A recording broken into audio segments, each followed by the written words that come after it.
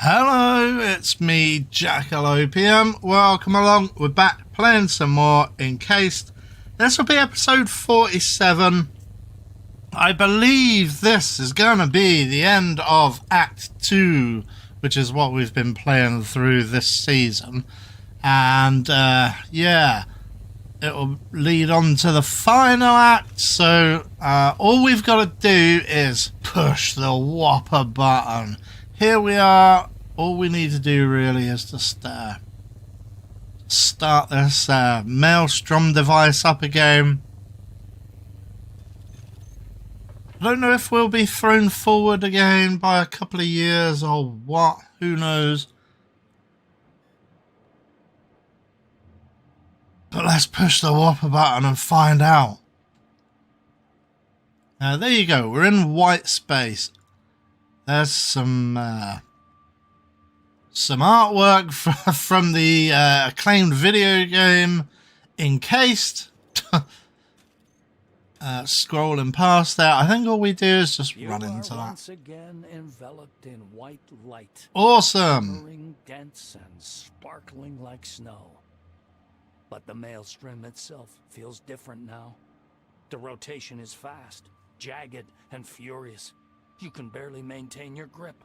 So we've kind of like concentrated the dose, I think, whereas the Maelstrom in Act 1 was large.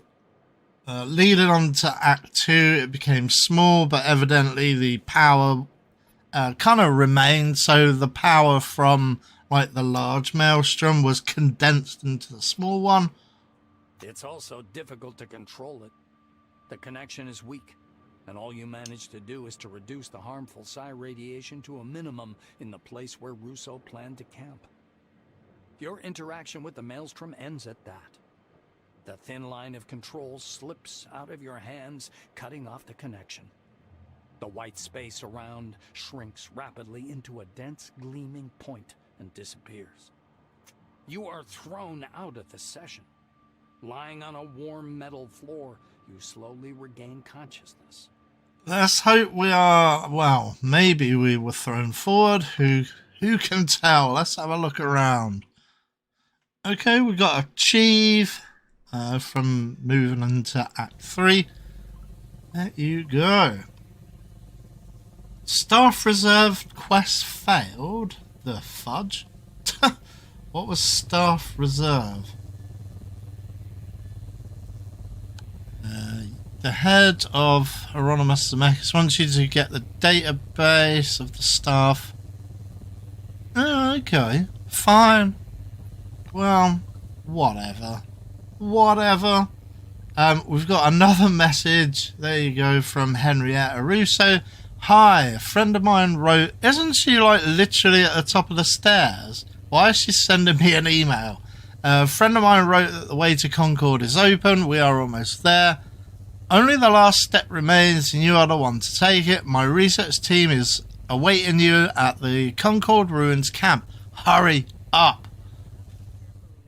Okay, so maybe she's... Oh, it looks like she has moved off to the Concord.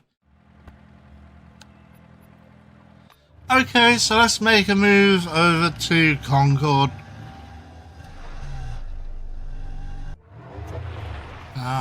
Yeah. Merchants. We're going to ignore the merchant.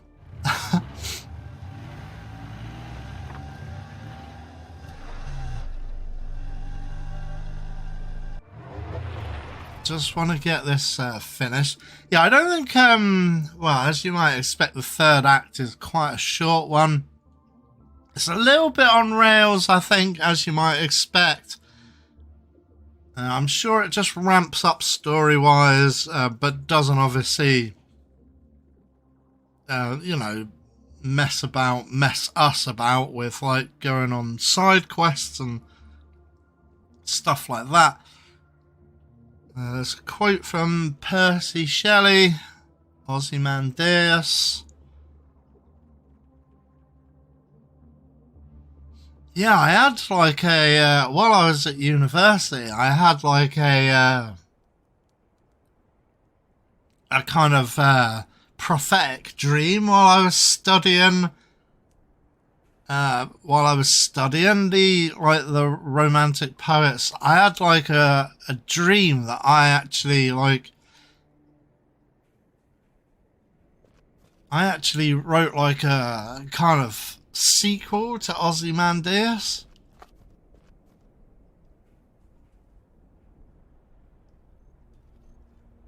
It was very strange, but it was cool. It was like a really cool ass dream.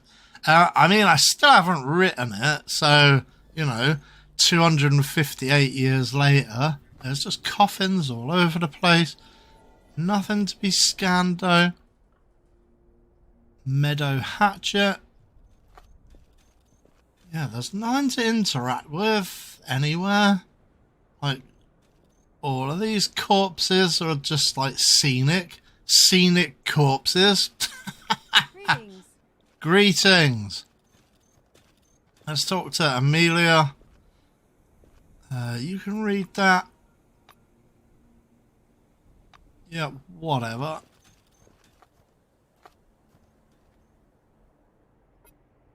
Some more scenic corpses. What is all of this? Hey! Now that's a fake name if I ever heard one. Florentine Lugnew. Alright, Florentine Lugnew. If it isn't a fake name, it is maybe the best name ever for anyone ever. Anyone that's ever been named anything in the past. Let's see what Florentine Lugnew has to say. She's just too cool to talk to us. To gain power are somewhat self-contradicting, right, Senpai? Shut your mouth. We're not doing like we're not doing stupid R-pole nonsense.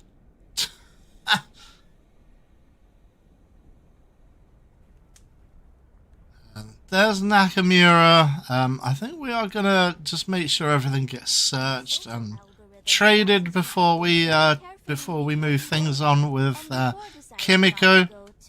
Want some advice? Yep. It sounded like Yoko was chatting a bunch of chatting fart, as we used to say. She's chatting a bunch of fart. You chatting fart, Yoko. And it sounded like Crump just shut her down.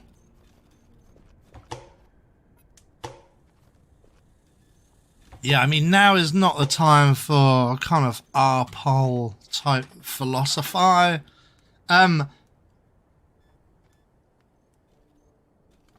Maybe we'll get to that next episode. No, I'm kidding. We're never going to do R-pole type content. Even though I think it would be wonders for, like, the algorithm, because old Facebook did that study, didn't they, where like they found to no one's surprise that really everyone who came here wanted to split the dome into pieces like a pie. Audrey looks. I don't impose my opinion. okay, so what else has she got? Has she got something nice to sell? Yeah, to like no one's surprise, it turns out that, well, kiss my grits, that talking like a bunch of like antisocial nonsense is actually really good for prodding the algorithm,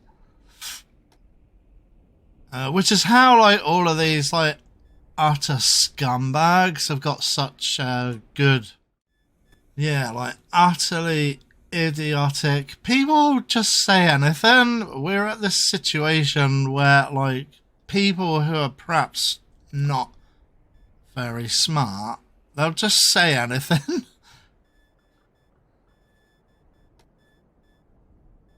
And they'll get good engagement because they behave badly. They'll just like do a bunch of like pro-Putin nonsense. They're like, wow, get loads of like engagement, like trying to appeal to like the worst people in society, you know. We will be able to obtain new scientific data here. Sure. What do you think, Senpai? Sure, if you want. Gimme all the stuff. It's a bunch of stuff. I always buy water.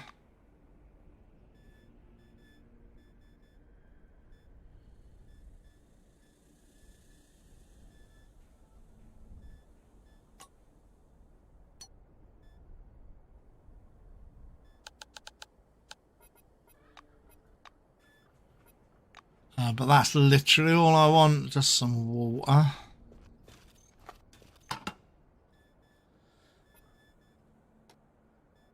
Yeah, I mean, I just don't get a lot of it. It's like utter like vermin level. It's kind of like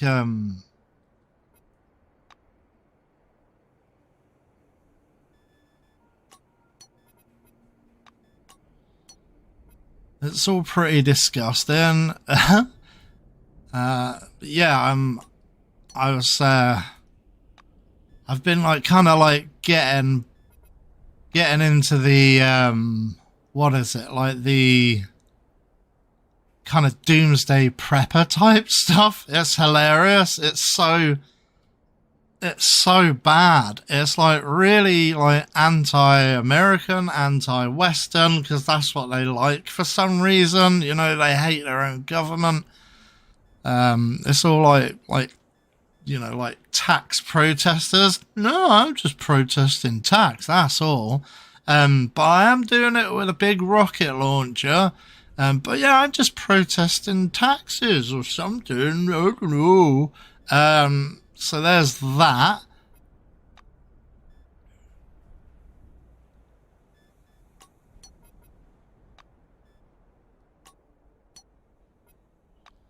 And like they're the most kind of baby brained as well. Like they're so stupid. You just listen to it and none of it makes any real sense. And there's this I won't use any names. There are a couple of different ones that I look at. One makes me really sick, so I can't watch a full video, but he's just like he's off his meds. It's like oh, I can only make one, unfortunately, because I've only got one potato. Oh well. Let's make all of this hyena meat. And like, just like really kind of like how do people like kind of get it in their heads that they're like smarter than like everyone else in the entire world? He's like, yeah, everyone is just stupid compared to me. And the reason why I'm so smart is because like nobody else like in the world is a prepper or some shit. It's unbelievable. And like the kind of stuff they say is unfeasibly stupid. Like how do people like get that way where they just say the most ridiculous stuff, but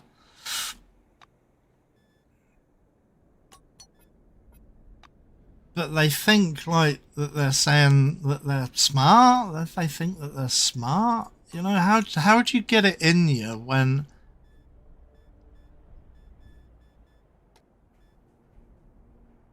when you say like some utterly stupid stuff and you're like, yeah, I'm really smart, and everyone in the world is like stupid, but not me.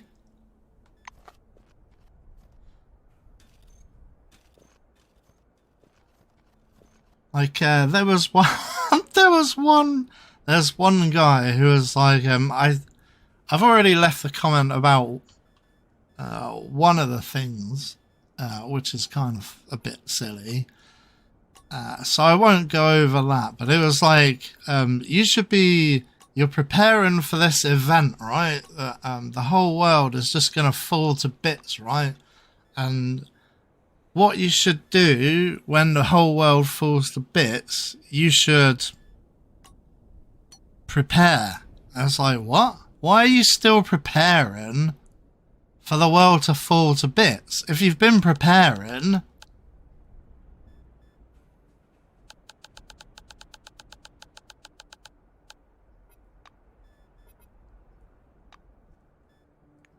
yeah, so there's that. And the other thing is, like, he seems to have got it in his head that the Russians, like the invasion of Ukraine, the Russians have invaded, like, the Democratic Republic of Congo or something. Like, he's got it in his head somehow, and he keeps on saying things like, yeah, Putin is, he's having to, like, not take over, like, the Democratic Republic of Congo because he's waiting for Parliament or some shit about democracy. And it's like, no, the whole point about Russia is they're not democratic. They don't wait for, like, how are you there? How have you never even, like, heard this?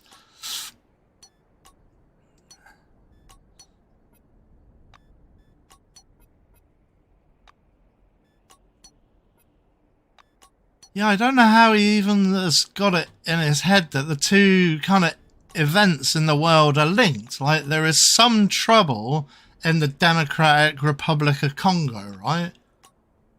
And there's a war in Russia. Between Ukraine and Russia. And, like, he's kind of, like, in his head, they're linked together somehow. It's just... But, like, Putin has had to, like, slow down because he's waiting for Parliament or something, he keeps saying. It's like, no. The reason why Russia are, like, not particularly welcome on the world stage is because they're not democratic. Why would they be waiting for some democratic process? They're non-democratic. They're communists. It's ridiculous. But yeah, kind of all mixed up with a kind of like anti-American sentiment. And all of it's the same. All of it's kind of like Western hating, kind of like anti-American kind of... Okay, so I think that's everything. Let's go and find Nakamura again.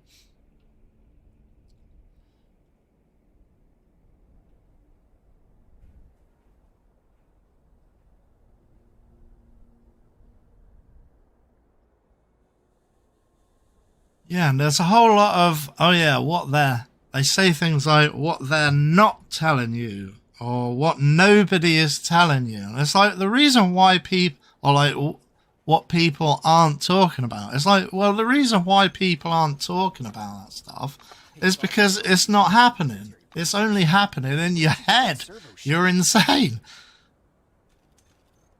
It's absolutely brilliant. Laura is already waiting for you, cold and straight-backed as usual, standing with her arms folded.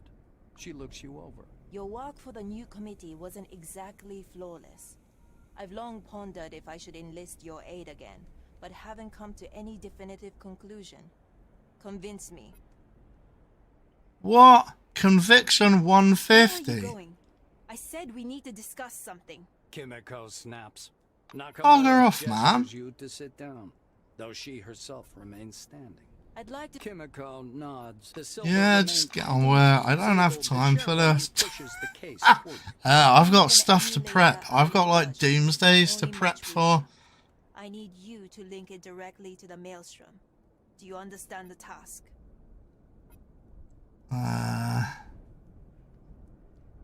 Sure. She closes the case and pushes. That's it then. Whatever you think. I do this for the new... Yeah, whatever. Yeah, whatever. Sable.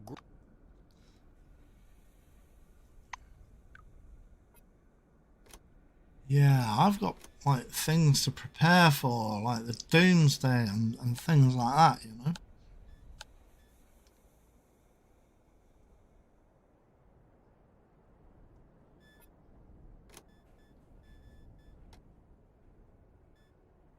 Okay, so where's this helmet? Oh, there it is. It's the beta helmet. We're going to be beta.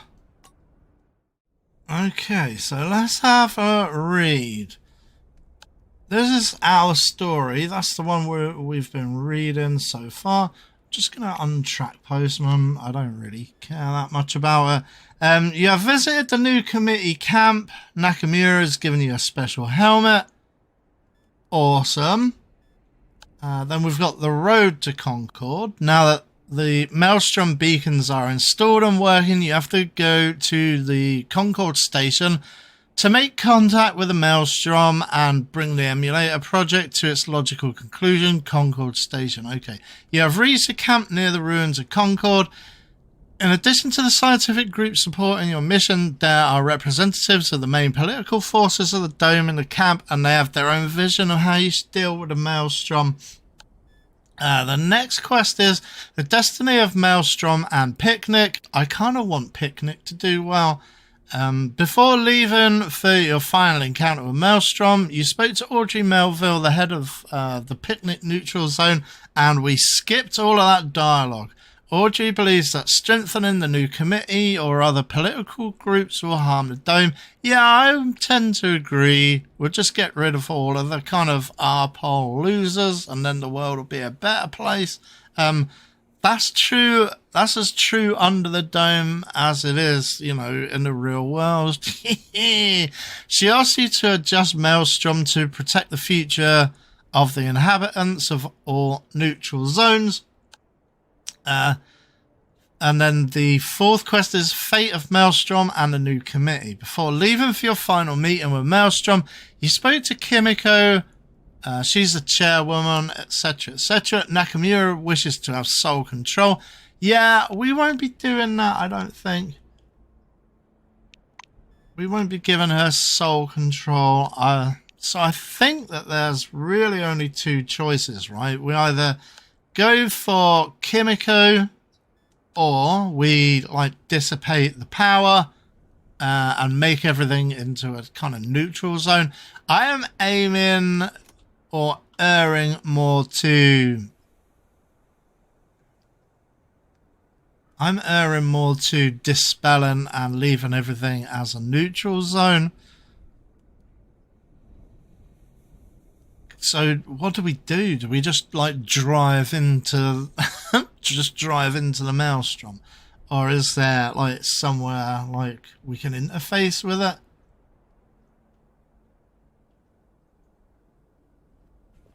Like these are kind of like computrons. So perhaps like somewhere over here. Or do we just talk to Russo?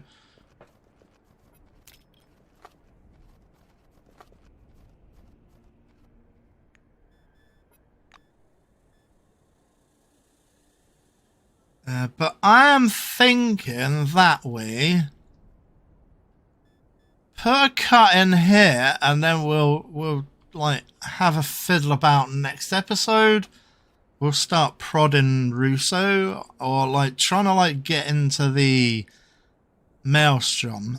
So yeah, that's going to do it for this episode. And yeah, we'll come back next episode. It will be Friday. It will be time for a big epic conclusion, a big epic battle where we need to punch the Maelstrom in the face.